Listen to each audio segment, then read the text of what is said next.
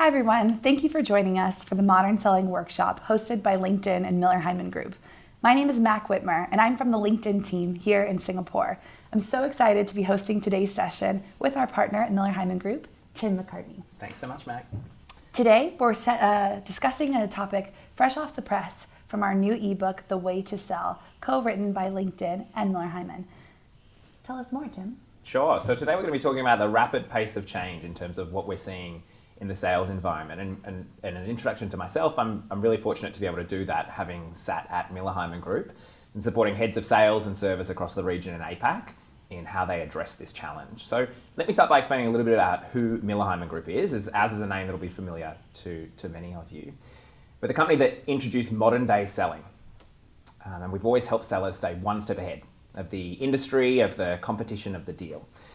For the past 50 years, we've accomplished that through our legacy training solutions that have been adopted by some of the world's leading organizations, the likes of strategic selling or blue sheets, green sheets, our large account management gold sheets, spin selling conversations, professional sales skills, and so on and so forth.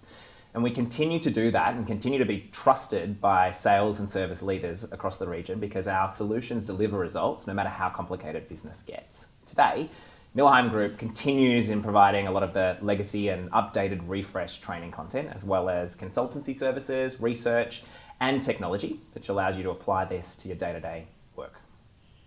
And as I mentioned, I'm from the LinkedIn team, but I'm from a specific pillar in our business called Sales Solutions. And in our team, we work on the Sales Navigator product. Some of you on the call may be familiar with our platform, but it's essentially the best version of LinkedIn for sales. It brings the best of our network, which we'll share more about, and helps you prioritize based off of the book of business you care about so that you can have the most up-to-date automated insights on your prospective and your existing customer base. And we're so excited because our two platforms work so well together, and we're gonna walk you through the values and the ways you can leverage both to be more successful and productive in your job today. So at a high level, what's going on at LinkedIn? We have 575 million members today on our platform, and that number is constantly growing. In fact, we add 2 members every single second. So by the time that you finish this webinar, there will already be a lot of new people to our platform. But this platform is very global. Some stats on how we're doing across Asia Pacific. We have 145 million members across APAC alone, and some markets like China and India are, of course, contributing to the large global footprint of our network. And we're really excited to see growth in markets around Southeast Asia as well. And what we're really excited about too, Tim, is that it's not just that we have 145 million profiles on LinkedIn. These members are very active and they're constantly updating along with their professional journey to showcase what they've been up to. So in fact, in the last quarter, there have been 444,000 people in Asia Pacific alone that have changed their job. Those could be promotions, those could be people moving roles. Some of you may be on the call, or maybe you're hoping to do that. Either way, we're so excited about the way people are leveraging our platform to showcase their own professional journeys. So let's talk about what's in it for you and how we're going to spend the next period of the webinar together. So we're talking about strategic selling, or blue sheets, which is a Miller Heiman concept that has been around for many years and has been adopted by more than 30,000 people each year going through this type of training. And so why strategic selling is important and why Miller Heiman Group works is that we talk about the principle behind the process. So we all know that having a sales process is important, right? But if you don't understand the principles around why we're measuring, why we're following these concepts, then it won't work. And so that's why people turn to strategic selling, and that's exactly what we're going to talk about today. So we're going to introduce some of the key concepts that we would typically do in a 2-day workshop session in a really short space of time. So we're going to talk about who, so how do you identify, or who are the critical people in the buying process. We're going to talk about why, so why would they actually meet with you? When is the right time to engage? And then finally, how can you thoughtfully contact your buyer? And that's where we're going to bring in a lot of the LinkedIn capabilities to do so. And we're really excited because not only learning the methodology, we're going to showcase directly in Sales Navigator and LinkedIn how you can bring these to life. So let me talk about the sales landscape in 2018 to really set the scene. So I think we can all say that sales today has changed based on what it is. And the data is telling us. So from our research division, CSO Insights, which has been around for over 15 years, assessing sales capability in the wider global environment, we're seeing that seller quota attainment is down 10% in the last 5 years, 10%. So there's a few things that we think are behind that, right? So number one, there's changes in the market dynamics. If we think about what's happening in the market, there's a digital first focus. So consumerism is changing the way that we think and act with things. We're thinking about apps, thinking about how our iPhone or our phone can do things for us each day.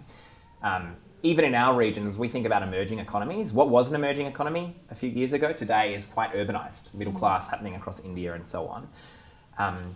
And we're kind of finding it hard to identify like what are companies today. So there's an invisible boundary around what companies were. Were they technology? Are they retail? Like, what are the companies that we put in buckets a few years ago?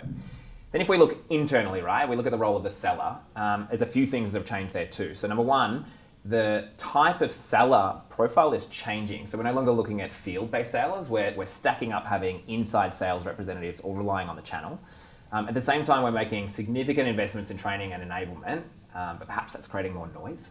And then finally, the actual role of the person that we're hiring for today has changed. So no longer are we looking for the influential skills that typically or traditionally were the types of profile that we're looking for. We're actually now finding that it's important to find those analytical skills or the problem-solving traits that will help solve our customers' problems. And so all those things combined would make it obviously a bit of a challenge. But what's important, when we add in what happens on the buyer side, that's what's really interesting. So we actually released a report a few months ago around buyer preferences surveys and what's happening in the global market today. And what the statistics are telling us, which is quite painful, buyers are getting better at buying faster than sellers are getting better at selling. There's three things that we put that to. So firstly, buyers today, they're more savvy. So they know what they want. In fact, 75% of sellers say that customers' expectations are noticeably or significantly increasing. So they're telling us in those sales conversations what they want to hear. Secondly, buyers today are more independent. So they're already halfway through, or in fact, 3/4 of the way through the buyer journey before even approaching a seller. So sellers actually are running out of what to teach. In fact, it just gets to a point of negotiation. Then the third thing that's really important or really difficult for us to understand is that there's actually more of them. In fact, that's what I think. How many buyers do we think are involved in the typical sales process today? If I think back to my last program that I worked on, I mean, it felt like every single week there was a new person involved. At the end of the whole journey, there was at least, 7 or 8 people in that specific deal. So that's right. So that's what our customers are telling us. And in fact, that's what our global research is telling us too. Today, we're seeing that there's actually 6.4 decision makers involved in every deal. 6.4 people. You need to think about in terms of what do they care about, who are they, and what's a scalable way that I can actually manage that entire sales process. And so that's exactly what we're going to address today. We're going to help you understand who those buying influencers are, and more importantly, we're going to help think of them less as people with individual interests and more about the role that they play in your sale, right? Because that's the important piece.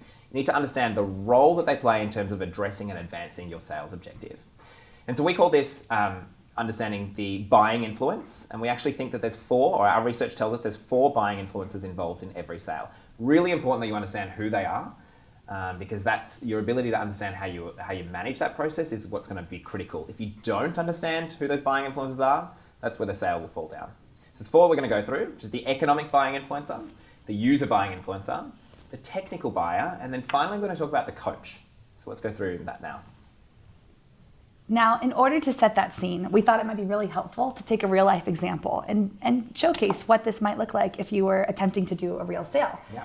So for the purpose of today, we want you to imagine that you're selling your product to a company such as Microsoft. Any big IT company will do. Mm-hmm. And the product that we're going to be selling, or that I'm working on, is an HR solution that we're going to be selling in Asia Pacific. So those are some critical scene that we wanted to set up. But of course, we're selling to an IT firm with an HR solution in Asia.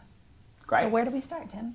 Great. Well, let's start at the very top. Let's talk about the person who's actually going to sign the check at the end of the day, and that's the economic buying influencer. So these guys have the money to spend, and they need to find the reason to spend it. So there's typically one in every sale, right? So we're thinking for us at Heiman Group or LinkedIn Sales Navigator, we'd be looking at GMs, MDs, heads of sales, CSOs, CROs, anyone who has a regional responsibility for P&L, right? And so that's the really important thing. They care about how they're spending their money, but they care most about the bottom line and the impact that your solution will have on the organization. They'll be asking things like, what return on investment can I expect? How much will this help me advance what I personally need to achieve for our organization?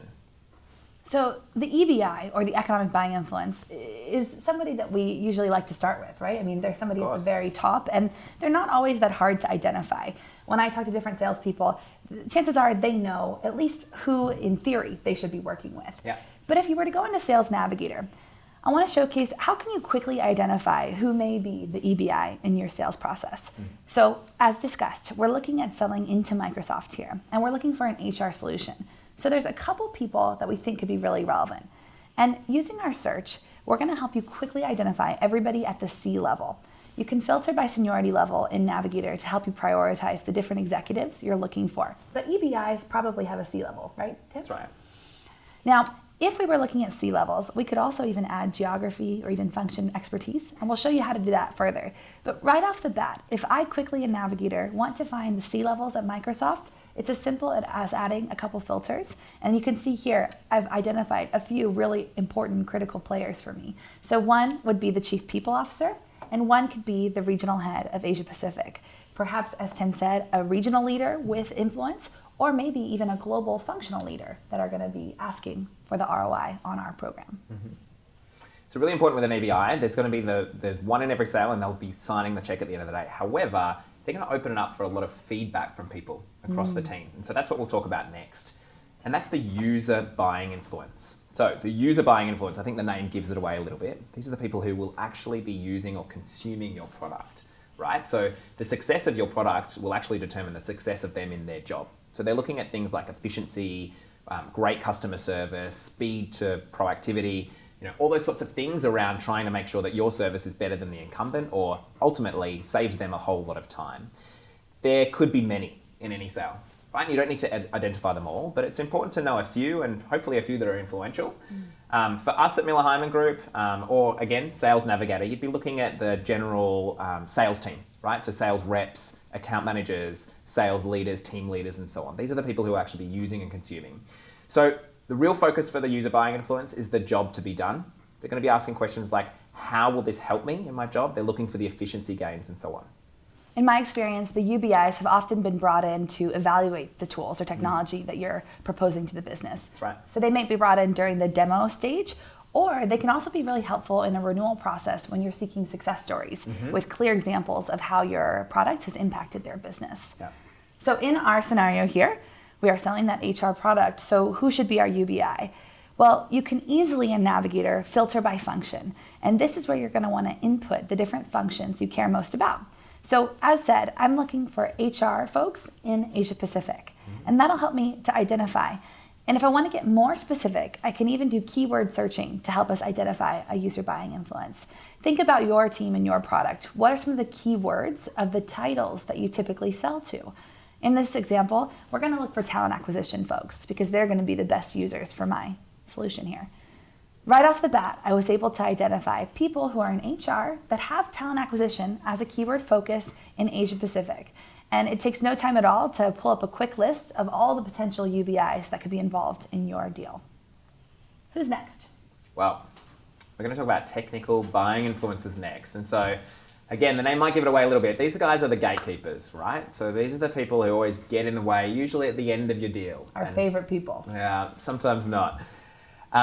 It's really important to identify who these people are, and more importantly, to identify them earlier in the sale. So technical buying influencers act as the gatekeepers, right? And so they're looking to weed out all the different competitors and make sure that your solution fits the requirements of the company, right? Whether they care about specifications, they care about contractual issues, data security, the capability, and whether this fits into what's already in place at the moment. So with that, some of the roles that we'd be looking at, or the titles of these roles, would be someone who's leading procurement, contracting, supply chain, think of IT, data security, and so on, and even over to L&D or capabilities. And these are some of the technical buying influences that we identify here at Miller Heiman Group as well. Really important to understand, these people can be tricky, right? And so your ability to navigate around them and make sure you're understanding, well, what role do they play to your sale, again, will be really important, because they may not have the power to say yes, but they absolutely have the power to say no. So they can veto your solution early on if you haven't adapted the way that you're working with them to what they care about the most. And what I've seen most of the time is that people are pretty reactive to TVIs. We wait until they introduce themselves, or maybe our EBI introduces them when you're at the final stage of your deal. And what we want to encourage all of you to do is get proactive on building relationships with this technical buying influence group. So in Navigator, let me quickly show how you could potentially find who these people are so you can be a step ahead of the game. And maybe if you haven't yet met them, at least you know where they're based and even what they care about based on their profile. So same thing we've talked about before, using our advanced search. I showed you how you can quickly find a C-level economic buying influence. I've showed you how you can use keyword to find a user buying influence. And now I'll show you how you can use our functions search capability and even keywords to narrow down. You can see here in the functions, you can quickly add in the top 3 functions that you think are most relevant. As Tim said, that could easily be somebody in finance or procurement, in legal, heck, even in IT. And again, we're gonna specify this by Asia Pacific, so we're really focused. And in no time at all, I can add a keyword as well, such as procurement, to be even more visible and focused. Now, one thing that I'll take note here in this example of using Navigator, we're very easily finding people across the region.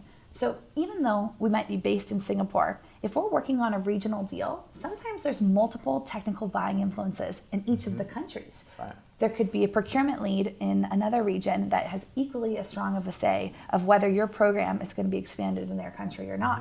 And so in Navigator, it's super easy to identify who are all the TBIs, not only globally, but within the various regions that you care about selling to, and get ahead of those. Once you've identified them, we'll talk more soon how you can learn more about them to build a relationship. But the first step is figuring out who they are. So we've identified 3 roles so far. Now we're going to identify the 4th. The 4th role is super, super important. It's the coach or the coaches, because you might want to identify more than one. And it's really important that you have at least one in every sale. So in our ebook, which we released a few months ago, we talked about the coach being your sidekick, right? So who's the Batman to your Robin, or the Luigi to your Mario, whatever it might be. And the sidekick is a really important analogy to think of in your sale, because they're giving you a whole bunch of information to help advance the sale. In fact, they're on your side, right? So they're going to be asking things in their mind like, how can we ensure that this deal closes? Or how can we ensure that we close this together, right? So they care about your success with this proposal. They can play any number of the 3 roles that we've just identified, but your ability to get the EBI, the executive buying, the economic buying influence, to be your coach is going to be crucial, right? That's gold. The dream. So there are 3 things that the coach needs to do. So number 1, they believe that you are credible and that you are offering a good business solution. Number 2, they actually have credibility with the other buying influencers, right? And they're actually going to connect you to them. They'll open doors to those people. And thirdly, they want your solution and they actually tell you. It's a really important thing. There's 3 criteria to look at with your coach, because there's also things that we write about or we talk about in our training and research called a false coach. So those are those people who give you a whole lot of information, right? The information giver. Maybe you've got a mentor in the organization that you think is a coach, but actually what they're doing is helping you in your personal career. They're not helping advance your sale. And so really important that we understand who the coach is and that we're developing that coach over time. We think about this as like a diamond, right? And continuing to polish and manage, because a coach could be a coach today, but tomorrow they may not be the coach, right? And there may be a different coach for every single sales opportunity or every solution that you're putting forward with the customer. And I think it's important to note that the coach doesn't always have to feel like a best friend. I've made the mistake of thinking that somebody wasn't a coach because we didn't have a really tight friendship or a good personal relationship. And yet, at the end of the day, he actually did still fulfill all of these responsibilities for me. So don't get bogged down, even if you think, I don't know if this person wants to have a glass of wine or a dinner with me after work. They can still be a coach. Tim, I want to ask you a question about the coaches. I've heard this rumor, this discussion here that there's some sort of analysis to say that if deals don't have coaches, they're more likely to go dark. Can you share more? That's 100% right. Our research definitely tells that in all of the work that we've done across the last 50 years of this work. And that's why it's super important to have identified that coach and identify them early. In fact, as a sales leader or a sales manager, you want to be working with your teams to make sure that you've helped them identify who that coach is and that you're testing them on the criteria that I mentioned earlier. I think that's critical. So if you're a manager who sits in forecasting meetings, as your team is walking you through their deals, do check in with them to say, who's playing your coach role? That's right. So, okay, the bad news is identifying the coach in LinkedIn isn't as simple as identifying the user buying influence or the technical buying influence. Quite frankly, there is no filter that says coach in Navigator. But I want to showcase a couple ways I've seen people use Sales Navigator to help identify people who could be coach roles or buying influences. So the first one is this concept of former client, new company. So what I mean by that is someone is more likely to be a coach to you if they already believe in your solutions. That's one of the first criteria here. They believe you're credible. And who is more likely to believe in your solutions than someone who's already bought them, someone you've already worked with. So in Sales Navigator, I always help our users to use our search functionality, not only to do cool keyword and function searching, but also have a look at the advanced segment that allows you to do some filtering by showcasing looking for people who work for a former company who now work for a current company. So it's called past company, as you can see here on the screen. But in this example, we wanted to find people at Microsoft who formerly worked for another IT firm we've already done business with, and why not IBM, for argument's sake. You'll also notice here that I can filter by something called Team Link. Team Link shows me who is connected to someone in my team.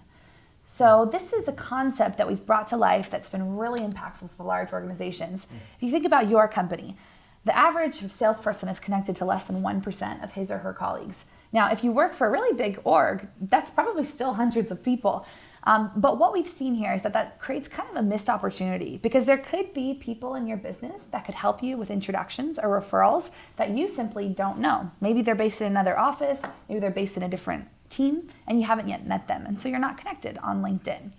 Using Sales Navigator, you can identify who in your business can help introduce you to this coach or this economic buying influence. So you'll see at the top part, we've actually listed by doing our search only through the lens of people with Team Link introductions. What do we find here? We've found 3 different people who are looking like they're part of our user buying influence group. They're all part of talent acquisition. All of these folks used to work at IBM and now work at Microsoft, and they all have shared connections with me. In fact, one of them in particular has a lot. So if I was looking for a place to start, I'd probably start with the chap here who I have, 25 shared connections with and over 100 Team Link connections with. And I'd click down to understand which of my colleagues is connected to him and see if they can maybe introduce me. As I said, a coach doesn't have to be a best friend to you, but it's a great start if you're going through a warm introduction when you're looking to build that relationship. Yeah, good ideas. So again, we're trying to develop these coaches across the time, but what's really important and what we've just shared is that there's 4 roles that you need to play across any of these sales. So as we think of those 6.4 decision makers that our research tells us are in every sale, think about bucketing the people that you're working with into these specific roles to give you a really smart and scalable way to address that sales opportunity.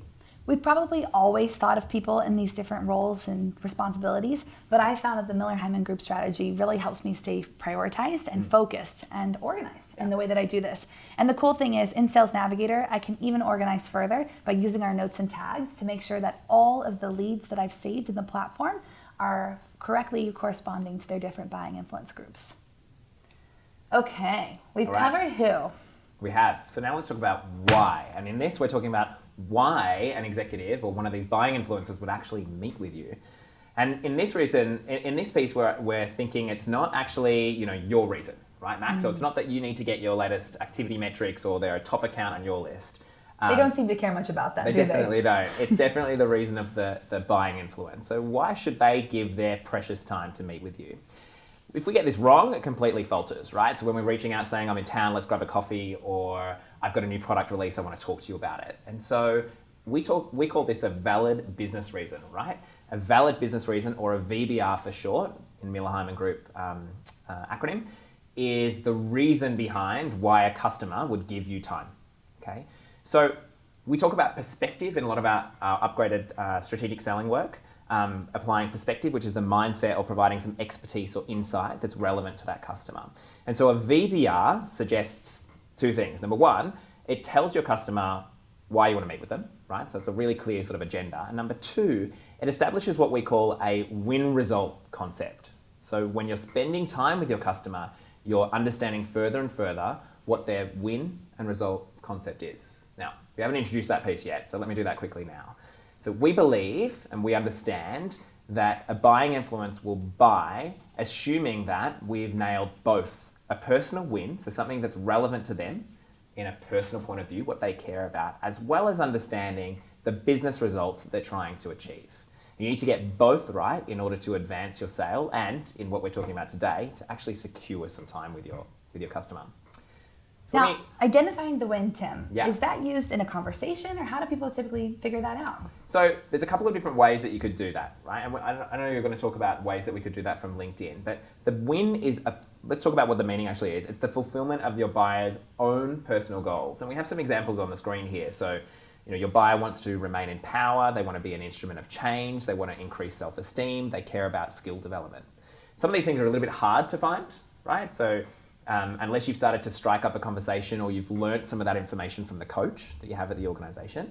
But you can actually get tactics through that through reports they might have mentioned, or likes they might have had on LinkedIn or other sources that can help give you that information.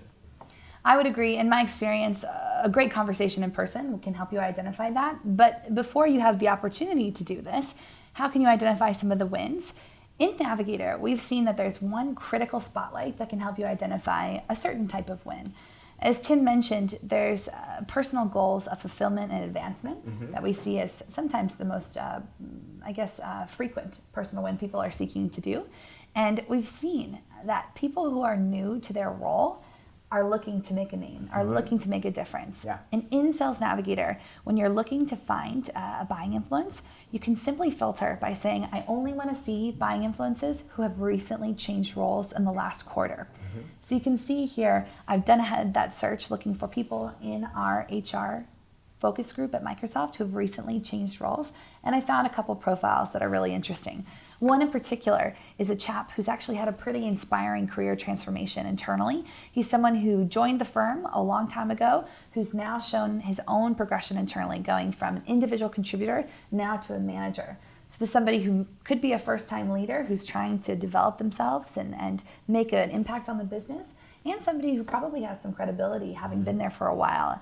I'd encourage you to always look in Navigator at the history of your lead's background so you can understand how credible are they in their business, how often have they transformed their own careers, and what's been the latest update for them, because that may help you identify what their personal win or personal focus will be. That's right. So the win, intangible, it's personal, it's purpose-driven, right? And so I think you gave some really good examples there.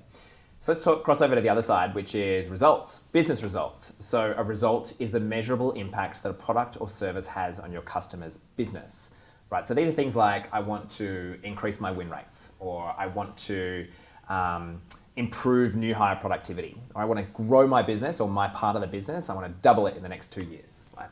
These are business reasons that somebody is driving for, that their career is on the line for, right? So they're tangible, they're quantifiable, and they drive the results that the executive or the buying influence is trying to achieve. So one of the ways you can use Sales Navigator to identify a result that may be important to your buying influence is by seeing what they're talking about externally in the news. So in Navigator, we can also look at a spotlight that helps you filter just on leads who have recently been mentioned in external news sources. This is one of my best uses of Navigator, especially for EBIs, because chances are these are some of our most senior people involved in our deal, and they are mentioned in external news sources. So in Navigator, you're not only going to see the updates that they're personally sharing, which could also be an indicator of their win, but you're also going to see what are they telling the market as their priorities. And here you can see an example. We see that their head of people, or their head of HR, has recently talked about the transformation of Microsoft in HBR, the Harvard Business Review. And so that gets really interesting because in the specific article, when I read it, it talked more about the different things they've done in their business to transform and the results and goals that they've achieved over that time. So it helped me get a broader picture of what are the tangible results they're looking to change and achieve. So I'd encourage all Navigator users, don't overlook that spotlight of external news because it might help you find the critical business results they're looking to achieve. That's right. So people make emotional decisions and they justify them by logic. And that's exactly what the win and result concept talks about. So I think I do that in my personal life too. I think we all do. And so I think these are two ways that you could use right now to get in the door as a valid business reason with a buying influence. And you want to think, in the last sale, did I actually identify those two things as part of the buying influences that I was working with? So we're on to the next section, which is when. when is the right time to engage or interact with our buying influence? I think it's probably one of the hardest decisions to understand as a seller, right? Knowing when to engage or what's the right time to get through. But there's a few ways that we think that you might be able to use to identify the best time to start that conversation. And we call these understanding a mode, right? So people buy when and only when they believe that there is a discrepancy between their perceived reality and their desired results. So where they are today and where they need to be, right? And so we package these into what we call 4 modes, 4 reactions that buying influence might have to your outreach today, okay? And so this is a personal reaction, right? So it's not necessarily a corporate reaction, although it could be driven by some of the recent news that has come out about the organization or the company that they're working for. It's a personal reaction to their position and their where they're feeling they're at with their part of the business, okay? So we're gonna go through 4 modes that you can see on the screen now. We're gonna focus on the top 2 because these are the most important ones today. So let's talk about a buyer in growth mode. So a buyer in growth mode is always ready to say yes to somebody's proposition, right? But it might not necessarily be yours. So a person in growth mode basically thinks that where they are today versus where they need to be is a significant gap, right? So they need to double the revenue of their business, right? Or they're in a hyper growth environment. They need to hire a whole bunch of people to get them there. So they're looking for whatever solution is going to drive that gap or close that gap as fast as possible. So you want to try and arm your solution to be the driver of change, right? To connect the dots and get them to the finish line as fast as you can. Okay, so growth people, these are people who will buy. On the other side is a buyer who's in trouble mode. Okay, so a buyer in trouble mode, then that's some of the things that you can actually see in the press or the news. So, you know, there's been a safety audit, or there is a governmental review, there's significant acquisitions going on and they're in a worse spot, or there has a huge amount of openings on their team. So if you're searching online, you can see that there's a whole bunch of openings for sellers, for example. These are things that can be a reaction for the client. And so someone in trouble mode is looking to get out of that swamp as fast as possible. So where they are today versus where they need to be is also pretty far away.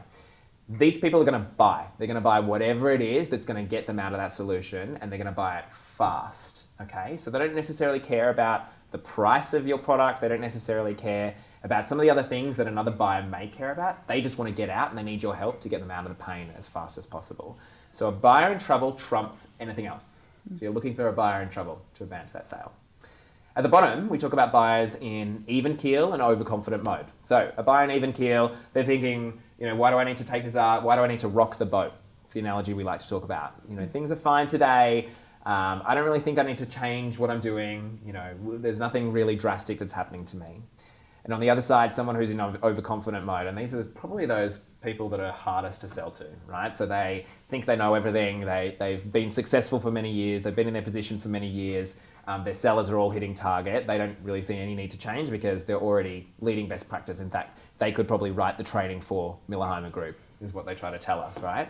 So really important to start to identify what mode your buyer is across the sale, and particularly understanding when is the right time to reach out. You know, in my pipeline, when we're looking at the different deals we're working on, I don't think I have a practice of identifying the mode. And I think if I did implement this, it could help me prioritize and even forecast better. Of course. One thing I've seen for growth versus trouble mode is sometimes these businesses that are headquartered in a certain country may be in even keel or overconfidence mode in their country that's home, such as a large Singaporean company in Singapore. But chances are that same business in other countries is in a challenger mode or in a growth mode. So I'd encourage you to think about these companies who may have different modes in different regions, depending on where they sit as well. Really good. So as Tim mentioned, you certainly can use external news to identify what mode your buyer may be in. But in Navigator, we can also help you to identify some of these critical insights. And this is used in our account and news page on the company or account page in Sales Navigator. So when you go to the News and Insights tab, you can actually see the most up-to-date news articles that this company has shared or where they've been mentioned externally. And so we can see here for Microsoft, they had recently been shared in an article where they were showing their earnings and where they were talking about the competitive landscape for collaboration technologies and even their stock price. So as you can see on screen, both of these are interesting indicators that this firm may be in growth mode, but it's definitely a competitive landscape that they're in. Now, beyond news sources, there's another functionality in this page that could be really interesting in helping identify what mode they are in, especially in identifying growth and trouble mode. And that's based off headcount. So as Tim mentioned, if you see a lot of turnover, that probably shows that your company is in trouble mode. In LinkedIn Sales Navigator, we can actually show you the ebbs and flows of talent and headcount on their LinkedIn. So you'll see here that Microsoft is showing a little bit of growth, but we can even segment this by function, and we can segment it by timeline. And this will help indicate, actually from a LinkedIn headcount perspective, how they're doing. Are they growing or are they decreasing, which will help you prioritize. Great, thanks Max. So we're on the fourth part of our session today, and that's how. So how do you reach out, or what's the best way to reach out for the first time? So we've covered who do you care about, what do they care about, and what mode are they in. And so let's dive deeper onto how you're going to get in touch with them. Now, Tim, think about the last deal that you guys worked on. There's probably a lot of platforms and channels you used, but any that are coming to mind as most successful? So I think the most successful that we'd be using today is email, LinkedIn, InMail, probably our key platforms that we'd be using. Well, we took a study to see what are the major platforms people are using at large. And you'll see some on the screen here. We've come all the way from letters, snail mail, up to InMails, LinkedIn's mail. What I would encourage you to think about when you look at these various channels of outreach is that there's pros and cons to each. So we're going to actually double click on the bottom half, which is looking at how do you use social media, how to use InMail, and how do you use personal introductions to get in touch. We've rated these based off feedback we received from salespeople to see their effectiveness. But, you know, I think because there's so much noise in our buyer community today, the trick really is in the content of your outreach. Yes, the channel's important, but what you say is so important as well. Great. And I also wouldn't totally write off the concept of using a letter. I think so many buyers never get letters that could be interesting. But I won't coach you on penmanship and how to send a letter. We're actually going to look directly at how can you use LinkedIn and digital platforms to outreach. So let's dive right in. Leveraging social media. In short, don't underestimate the power of the like. Now, whenever I talk to salespeople or even leaders, they feel like liking content and commenting on content is kind of fluffy and a bit of a waste of time.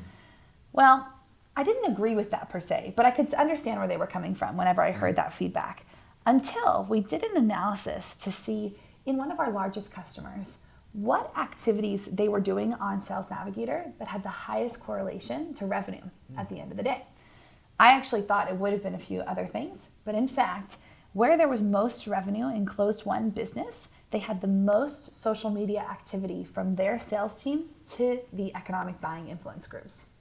So in this specific example, they had their sales team really proactive in liking and commenting on the CFO and the financial decision makers' profiles and posts.